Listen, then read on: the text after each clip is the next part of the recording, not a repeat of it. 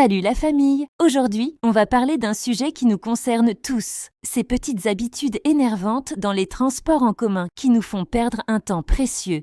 Vous savez, ces personnes qui marchent au ralenti devant vous, le nez collé à leur téléphone, comme si elles étaient seules au monde, on les trouve particulièrement dans les couloirs du métro ou à la sortie des escalators. C'est comme si elles participaient à une course de lenteur dont personne n'a entendu parler. Et que dire de ces voyageurs qui se précipitent dans le wagon sans laisser sortir les autres? C'est la base du savoir-vivre dans les transports. Pourtant, certains semblent l'avoir oublié. On se retrouve alors dans une chorégraphie improvisée où tout le monde se bouscule. C'est un peu comme essayer de faire rentrer un éléphant dans une Mini Cooper. Le meilleur pour la fin, les personnes qui s'arrêtent brusquement en plein milieu du passage.